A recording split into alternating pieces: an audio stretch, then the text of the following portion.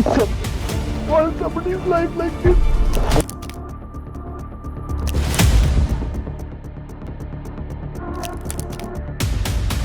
Short.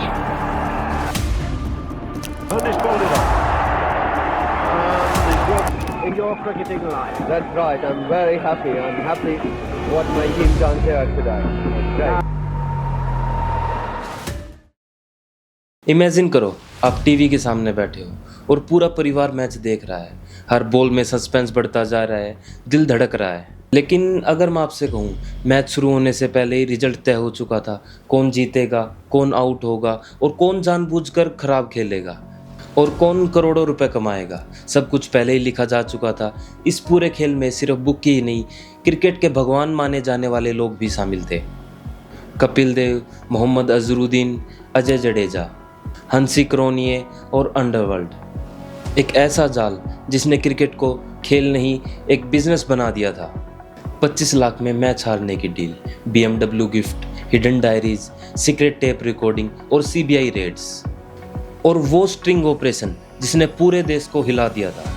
मैं अंकित योगी आपका स्वागत करता हूं ट्रुथ बाबा पर, जहां हम कहानियां नहीं सच को सामने लाते हैं। मैं कोशिश करता हूं कम से कम समय में आपको ज़्यादा से ज़्यादा इन्फॉर्मेशन दे सकूं। तो चलिए शुरू करते हैं।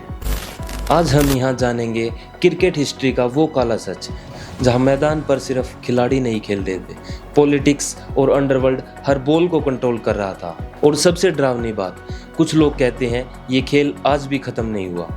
1970 उस दौर में क्रिकेट बहुत बड़ा खेल था, लेकिन उस समय बैटिंग भी उससे ज़्यादा बड़ी होती जा रही थी।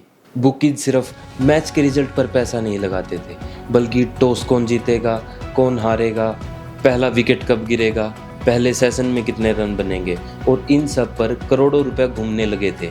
और फिर आया 1980 India versus Pakistan Kolkata test match.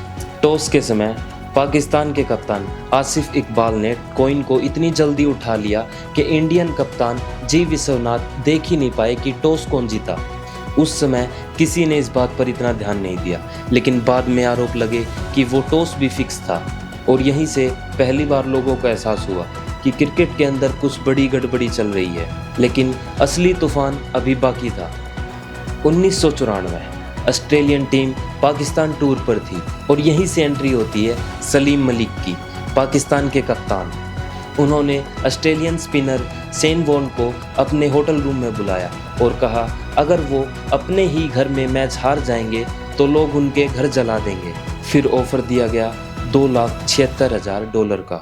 सिर्फ खराब गेंदबाजी करने के लिए वाइड डालो, विकेट लेने की कोशिश मत करो, मैच ड्रा कर दो। लेकिन शेन वॉर्न ने ऑफर को ठुकरा दिया और सीरीज खत्म होने के बाद पूरा मामला बाहर आ गया। पूरी क्रिकेट दुनिया हिल गई थी और पहली बार किसी बड़े कप्तान पर मैच फिक्सिंग का आरोप लगा और बाद में सलीम मलिक पर लाइफ टाइम बैन लगा दिया गया। लेकिन किसी ने नहीं सोचा था इससे भी बड़ा तूफान अब इंडिया में आने वाला है। 1997 एक इंटरव्यू जिसने इंडियन क्रिकेट को पूरी तरह हिला कर रख दिया। Former Indian cricketer Manoj Prabhakar outlook magazine में इंटरव्यू देते हैं और कहते हैं 1994 सिंगर कप के दौरान एक सीनियर इंडियन खिलाड़ी ने मुझे 25 लाख रुपए ऑफर किए थे ताकि मैं पाकिस्तान के खिलाफ खराब खेलूं। पूरा देश शॉक था, हर जगह एक ही सवाल, वो खिलाड़ी कौन था? लेकिन मनोज प्रभाकर नाम नहीं बताते हैं। BCCI पैनिक मोड में चली जाती है, इंक्वायरी बैठ जाती है, जस्टिस चंद्राचूड़ कमीशन बैठाया जाता है, प्लेयर्स, कोच, मैनेजर सबसे पूछताछ होती है, लेकिन कोई कुछ नहीं कहता है। ऑफिशियल रिपोर्ट कहती है कोई डायरेक्ट प्रूफ नहीं मिला, केस बंद हो गया। लेकिन असल में कहानी यहीं से शुरू होती है। 1983 कपिल देव ने इंडिया को पहला वर्ल्ड कप जिताया। वो सिर्फ खिलाड़ी नहीं रहे, लोगों के लिए भगवान बन चुके थे। लेकिन फिर धीरे धीरे उनकी परफॉर्मेंस गिरने लगी और कुछ मैचों में अजीब फैसले दिखने लगे। 1987 वर्ल्ड कप सेमीफाइनल, ग्राम गुज लगातार स्वीप शॉट मार रहे थे, लेकिन उस साइड कोई फील्डर नहीं लगाया गया। मैच खत्म होने के बाद गुज खुद शॉक्ड थे।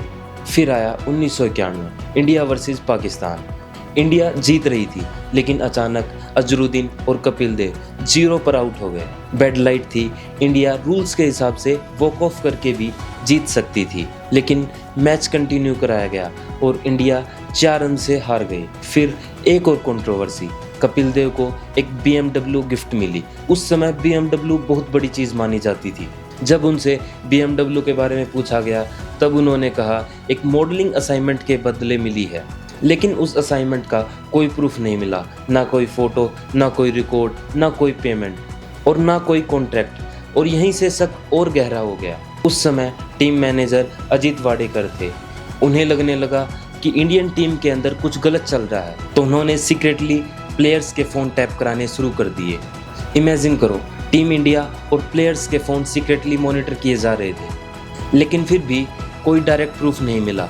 उस दौर में सर्विलेंस लिमिटेड थे, लेकिन सस्पेंस बढ़ता जा रहा था और एक ऐसा नाम आगे आया जिसने पूरे सिस्टम की पोल खोल दी। MK गुप्ता एक बैंक में क्लर्क था, जो बाद में इंडिया का सबसे बड़ा क्रिकेट बुकी बन गया। उसने छोटे प्लेयर्स को पैसे देकर इंफॉर्मेशन खरीदना शुरू किया। पिच कैसी है, वेदर कैसा है, कौन इंजर्ड है और कौन अंडर परफॉर्म करेगा। धीरे धीरे उसके कॉन्टैक्ट बड़े होते गए और फिर अजय शर्मा के जरिए उसकी मुलाकात हुई इंडियन कैप्टन मोहम्मद अजरुद्दीन के साथ। ताज होटल में मीटिंग हुई और डील हुई। 50 लाख एडवांस दिए गए। कौन सा मैच इंडिया हारेगी पहले से ही बताया गया और यहीं से क्रिकेट ऑफिशियली बिजनेस बन चुका था। सन 2000 साउथ अफ्रीका इंडिया टूर पर थी। दिल्ली पुलिस एक एक्सटॉर्शन केस में इन्वेस्टिगेट कर रही थी, लेकिन कॉल रिकॉर्डिंग में कुछ और ही निकल कर आया। एक आवाज़ जो साउथ अफ्रीकन कैप्टन हांसी कोर्निए की थी। कॉल्स में बात हो रही थी, कौन टॉस जीतेगा, कौन कितने रन बनाएगा और कौन अंडर परफॉर्म करेगा। दिल्ली पुलिस शॉक में थी। 7 अप्रैल 2000 पूरी दुनिया के सामने हांसी कोर्निए एक्सपोज्ड हो चुके थे। पहले उन्होंने डिनाई किया, लेकिन प्रेशर इतना बढ़ गया था कि उन्होंने बाद में सब कुछ एक्सेप्ट कर लिया और फिर उन्होंने एक नाम लिया, मोहम्मद अजरुद्दीन। उन्होंने कहा अजरुद्दीन ने मुझे बुक्की से मिलवाया। अब पूरा मामला इंटरनेशनल स्कैंडल बन चुका था। अब एंट्री होती है तहलके की। जर्नलिस्ट तरुण तेजपाल और अनिरुद्धा बहल मनोज प्रभाकर के साथ मिलकर हिडन स्टिंग कैमरा ऑपरेशन करते हैं। प्लेयर्स, ऑफिसर, पॉलिटिशियन सब सीक्रेटली रिकॉर्ड किए जाते हैं और रिकॉर्डिंग्स में लोग वही सब बोल रहे थे जो पब्लिक में डिनाई कर रहे थे। किसी ने कहा कपिल देव इन्वॉल्व थे, किसी ने कहा डालमिया प्रोटेक्शन दे रहे थे, किसी ने कहा प्लेयर्स बुकी के साथ कनेक्ट थे। पूरा देश हिल गया था। कपिल देव का नाम सामने आने से लोग उनसे अपने अवार्ड्स वापस मांगने लगे थे। क्रिकेट रिलीजन था और भगवानों पर करप्शन के आरोप लगने लगे थे। CBI मैदान में उतरती है। प्लेयर्स, बुकीज, पॉलिटिशियंस सबकी जांच शुरू होती है। CBI 90 लोकेशन पर रेड डालती है। कपिल देव के घर पर, ऑफिसेज में, होटल्स में, हर जगह सर्च ऑपरेशन चलाया जाता है। डायरीज मिली, प्रॉपर्टी डील्स मिली और अनडिस्क्लोज्ड एसेट मिले, लेकिन एक चीज़ नहीं मिली, डायरेक्ट प्रूफ। CBI रिपोर्ट्स में कई प्लेयर्स के खिलाफ सॉलिड एविडेंस प्रूफ था। मोहम्मद अजरुद्दीन, अजय जडेजा, अजय शर्मा, मनोज प्रभाकर, लेकिन कपिल देव के खिलाफ कोई डायरेक्ट प्रूफ नहीं मिला और आखिरकार कपिल देव को क्लीन चिट मिल गई। सन 2000 के बाद इंडियन क्रिकेट पूरी तरह बदल गया था। मोहम्मद अजरुद्दीन को बैन कर दिया गया, अजय शर्मा बैन हो गए थे, अजय जडेजा बैन हो गए, मनोज प्रभाकर को भी बैन कर दिया गया। फैंस टूट चुके थे